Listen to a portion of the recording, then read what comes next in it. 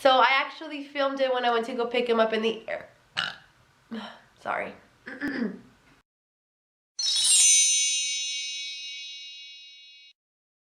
Ciao a tutti! Welcome back to my channel. My name is Karina, and today I want to share with you guys my 5 secrets for a strong, healthy, long-distance relationship. As some of you guys know, me and my husband Oscar are a military couple, and throughout our almost 7 years of dating, 2 of those years were long distance. So I'm very happy that through those 2 years we got through it and we're here now together finally. So a lot of people have asked me, how did you do it? What did you guys do to like make it easier? So I want to share with you guys my top 5 secrets of how me and Oscar were able to be here where we are at now. So first of all, before you even start dating or before you even commit to the long distance relationship, you have to come to an agreement that it's worth it. You have to really think, do I really love this person? Do I really want to make an effort and commit to a long distance relationship? And once you decide it's worth it, once you both mutually agree that it is what you want, that you really like that person, that you're gonna try as hard as you can for it to make it work, then really commit to it. And it has to be a team effort. It can't just be one person is gonna commit and the other person is kind of just gonna be there. No, it has to be mutual. It has to be 100%. You have to have the mentality, it's you and me against the world. It's no distance, no person, no events can come between us, and we will get through this. So that's my first tip. You have to commit, and it has to be a team effort. My second tip would be to have trust. That is the most important thing, I believe, because obviously you cannot be there with that person 24/7. When me and Oscar were dating when he was in Korea, there was no control of me to go and check if he was actually in his dorm or he was actually where he said he was. So obviously you want to trust that person, and even if it's not a long distance relationship, it's not a healthy relationship to just always be trying to check that the person is doing what you think they're doing. It's just not healthy. You just have to trust that person, and that person has to trust you. Don't give your significant other a reason not to trust you. For example, I would go out with my friends, of course, I would go dancing, to parties, whatever, but if a guy came up to me, I wouldn't just be like, oh yeah, I will pretend I'm single. No, you have to wake up with a mentality and be honest and say, no, I have a boyfriend, or I'm engaged, or I'm married. Don't, just because your husband or wife or boyfriend is away, you're not single, girl. You're taken. So trust your partner. Your partner should trust you, and trust me. If you have trust with one another, it's going to be so much easier. My third tip is communication. This is a very, very important one, because without communication, you guys really don't have anything. And by communication, I really don't mean like just talk on the phone every day or Skype every day. I mean really communicate with your partner. Really let him know if something is bothering you. Be honest. If you're like, hey, you know what, I didn't like that I texted you last time and you didn't reply, but then I saw you posting on social media. Like, be honest. It might be kind of hard if you're barely starting your relationship. It might be kind of hard to like approach directly a problem, but when you're in a long distance relationship, you really have to be upfront about it. If you guys are honest with each other while you're communicating, then it's going to be way easier, because you don't have to be like, you don't have to guess what the other person is thinking. You really have to just be upfront and communicate effectively. Did I say that right? Effective? I'm sorry for my Mexican accent. Anyway. And communicating also, of course, involves talking on the phone, Skyping, texting each other. Just keep the communication consistently. Every day, set a time. This time is what works best for me and him. Because sometimes the time difference was so different when Oscar was in the another side of the world. You have to find a way to schedule your communication. Really try not to go a day without talking. That's like distancing yourself. And honestly, while me and Oscar were apart from each other, I think that's when we connected deeper, because obviously we didn't have the physical touch. We couldn't just cuddle and kiss and watch a movie and snuggle and stuff, but we did share our like most intimate feelings and our goals, our dreams. And that's when we really started to really connect in a deeper level, because some people have been dating for like years and all they do is like cuddle and kiss and stay together and sleep over at each other's houses or whatever.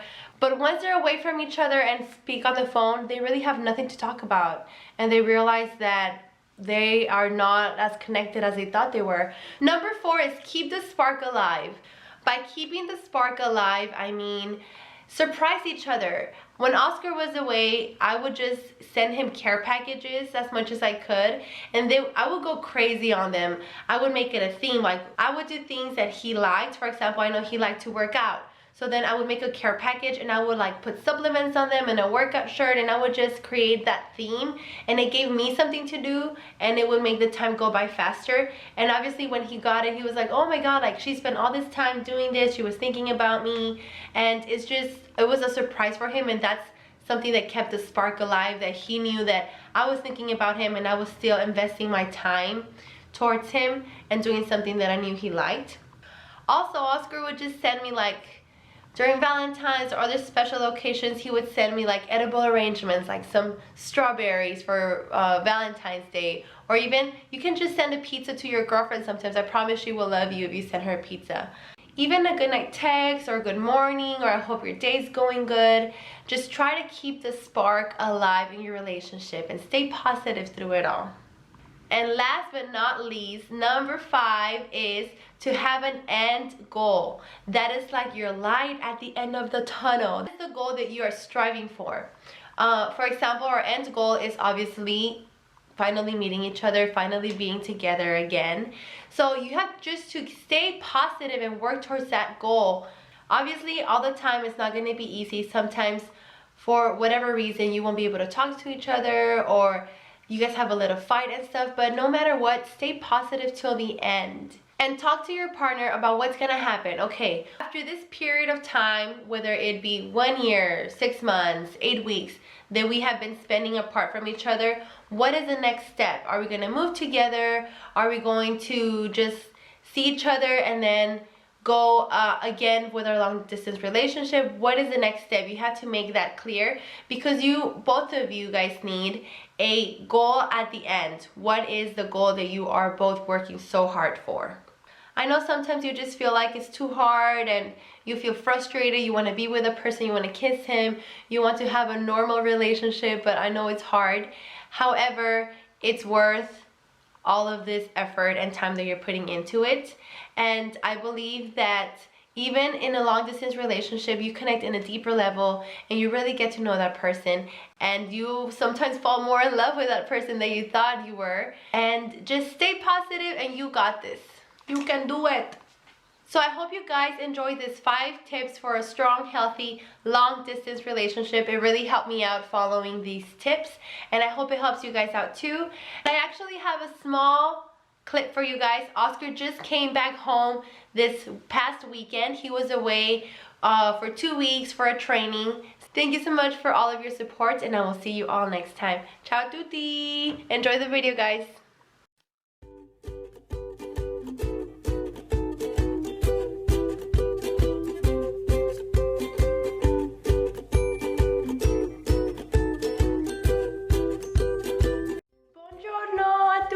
Good morning, guys.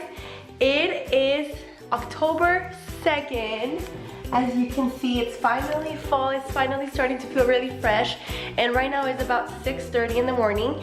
It is a beautiful morning here in Italy. It is raining outside, so I woke up to the water, the sound of the water. I actually have to go already because Oscar's coming home today. He was gone for just 2 weeks, which isn't long at all. But these 2 weeks that he's been gone have gone by pretty quick, but a lot of crazy things have happened. I lost my military ID, and for those of you that don't know, if you're in the military, you need your ID for everything, to buy groceries, to go in, to go to the doctor. So I've been having a hard time going to work and buying groceries, but thank God my friends have been there for me. My friend Carrie has been sending me in and out of base. Another friend has gone grocery shopping with me, and I got super sick. I have asthma, and I could not breathe this past week, and it's such a scary feeling. It's a very, very scary feeling. But my friends were like, no, you gotta go to the doctor. So thankfully I went because my breathing level was really low. So all of these crazy things have happened in these 2 weeks that Oscar has not been here. But he gets here at 7:30 in the morning. It's still about 6:20, and it's a 45-minute drive to the airport. So I got my coffee ready, I got my umbrella because it's raining outside, and let's go get Oscars.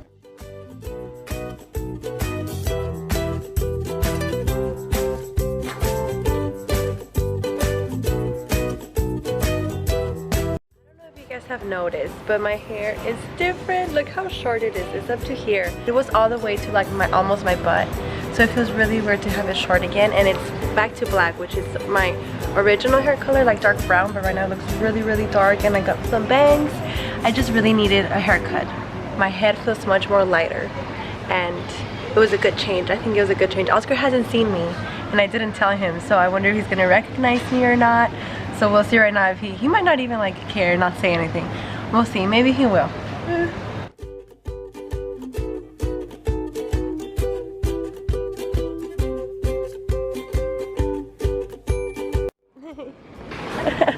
You look, I found you.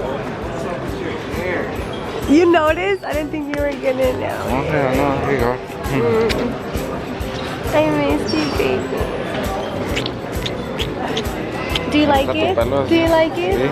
I was afraid you were not gonna. Look how short it is. Oh, I did not notice that. No, it looks. It looks nice. Yeah, I was afraid you were not gonna like it. I'm glad you did. I'm glad you're back. I think I'll con mis ribs. I am sorry. Okay. Is that all you got? That's all.